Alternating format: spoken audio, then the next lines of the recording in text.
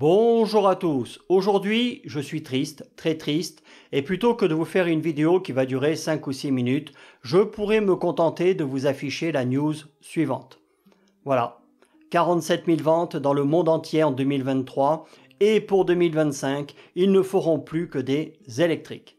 Autrement dit, Jaguar, c'est fini, la marque va disparaître. Alors je ne vais pas vous faire une vidéo soporifique dans laquelle je listerai tous les modèles produits par ce pilier de l'industrie automobile britannique. Non, je vais juste en rappeler 4 ou 5 à votre mémoire. Les XK 120, 140, 150, la berline XJ jusqu'à l'époque Ford incluse qui avait une classe inimitable et était reconnaissable au premier coup d'œil, la Type E bien sûr, désignée plus belle voiture du monde par le commendatore Enzo Ferrari himself, la XJS avec ses phares en amande que personnellement j'ai adoré même si elle a eu beaucoup de mal à succéder à la Type E, et la XK8, j'en ai possédé une pendant quelques mois en 4 litres, une voiture extraordinaire de douceur, d'onctuosité et d'une rare élégance. Une vraie voiture de gentleman driver. On aurait dû d'ailleurs nous imposer la veste en tweed et des mitaines en cuir et crochet pour la conduire. En parlant de veste en tweed, la plus mythique pour moi, la XJ12C Broadspeed de John Steed, une voiture à la ligne incroyable, pilotée par celui qui était l'illustration parfaite du gentleman anglais. Ensuite, ce fut une succession de modèles tous plus insipides les uns que les autres, à l'exception du magnifique coupé F-Type qui en 2024 est toujours disponible en V8. Lorsque vous faites une navigation en avion ou bateau ou un raid automobile, vous avez ce que l'on appelle le point de non-retour. C'est celui à partir duquel vous n'aurez plus assez de carburant pour revenir à votre point de départ. Et pour moi, concernant Jaguar, ce triste point de non-retour a été atteint lors du mariage du prince Harry avec la militante woke Meghan Markle.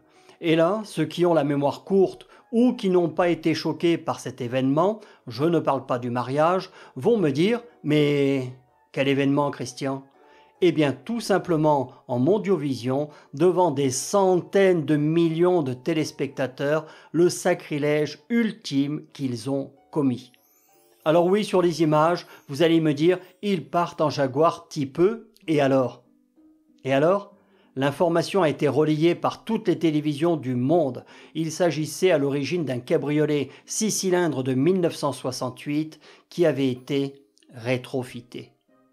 Rétrofité, donc électrifié. Je vous montre ce qu'il y avait à la place du moteur et l'intérieur qui avait été saccagé.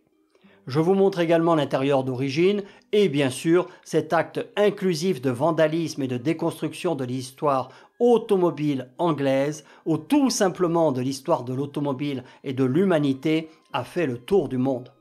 Alors je vois venir ceux qui vont me dire que j'exagère.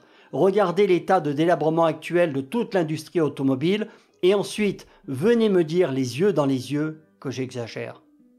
Donc, article d'Automobile Propre du 9 août 2024, signé Valentin Simino. Pour transformer sa marque, le patron de Jaguar veut des électriques qui ne ressemblent à rien d'autre. Ouais, vu les designers qu'ils ont eus ces dernières années, moi je dirais plutôt qu'ils ne ressemblent à rien du tout, comme le reste de la production. Mais bon. Jaguar s'apprête à tourner une page de son histoire. Le constructeur britannique va stopper la production de l'ensemble de ses modèles pour faire place nette aux électriques. Le patron de la marque a récemment déclaré que les futurs Jaguar n'auront rien à voir avec les voitures qui les ont précédées. C'est ce que je vous disais, on fait fi de l'histoire de la marque et alors que tous les constructeurs, tous, se rendent compte que les électriques, les clients, surtout dans le haut de gamme, n'en veulent pas et reviennent aux thermiques, eh bien eux, ils décident de foncer droit dans le mur en accélérant. Page 2, il confirme ce que je dis, alors que tous les constructeurs font machine arrière sur l'électrique, là on nous parle de transformation radicale qui semble audacieuse. Moi je dirais plutôt suicidaire.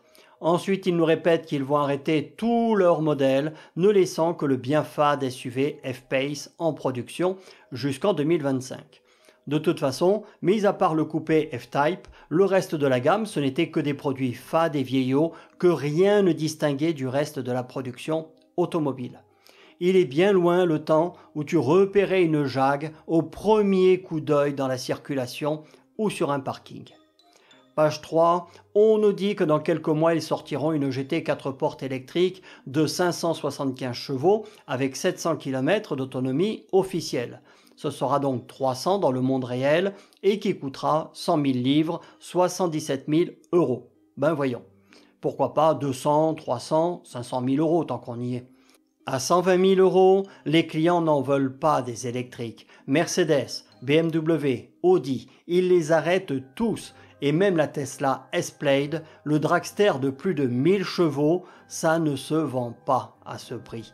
Donc pourquoi les gens iraient acheter une voiture qui sera peut-être jolie et bien finie, mais avec des performances banales dans le domaine de l'électrique, sans aucune aura, ni mécanique digne de ce nom à ce prix? Pourquoi? Non, ça ne se vendra pas, et ce sera le début d'une courte ou longue agonie pour la marque.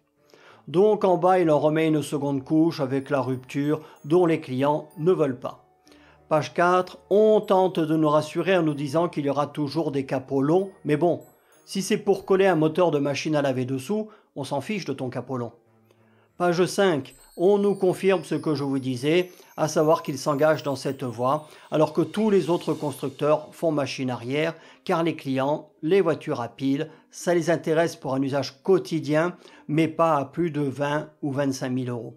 Et on voit bien que même les pros électriques qui ont rédigé l'article n'y croient pas du tout.